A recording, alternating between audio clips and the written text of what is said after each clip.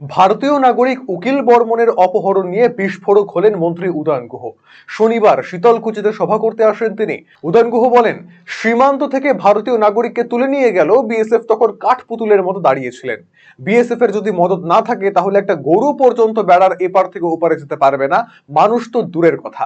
প্রত্যেকটা পাচার এবং অনুপ্রবেশের সঙ্গে বিএসএফ জড়িত। ভাগ বাটোয়ারা হিসাব যখন মেলে না, তখন বিএসএফ গুলি করে মানুষকে হত্যা করে। হিন্দু ধর্মের মানুষ উকিল বর্মনকে যখন বাংলাদেশিরা তুলে নিয়ে যায়, তখন শুভেন্দু অধিকারী কোথায় ছিলেন? একবারও তো শীতলকুচিতে আসেননি, একবারও উকিল বর্মনের বাড়িতে আসলেন না।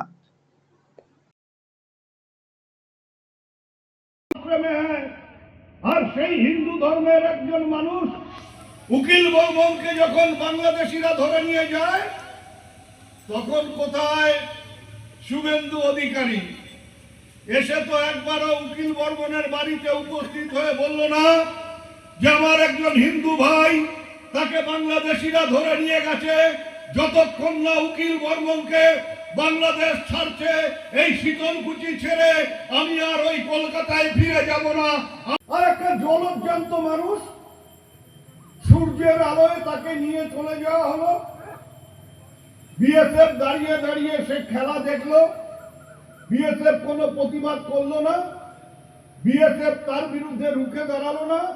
একজন ভারতীয় নাগরিককে ভারতের সীমানার থেকে, তার নিজের জমির থেকে নিয়ে যাচ্ছে বাংলাদেশি দুষ্কৃতিকারীরা, সেটা চোখে দেখছে কে? আমাকে আপনাকে নিরাপত্তা দেওয়ার জন্য যারা সীমান্তে আছে।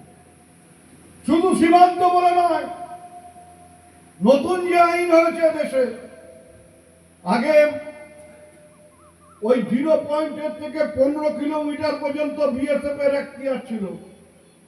এখন 0 পয়েন্টের থেকে 50 কিলোমিটার ভেতরেও বিএসএফ ঢুকে যে কোনো বাড়িতে সার্চ করতে পারে, যে কোনো মানুষকে যখন তখন তুলে নিয়ে যেতে পারে।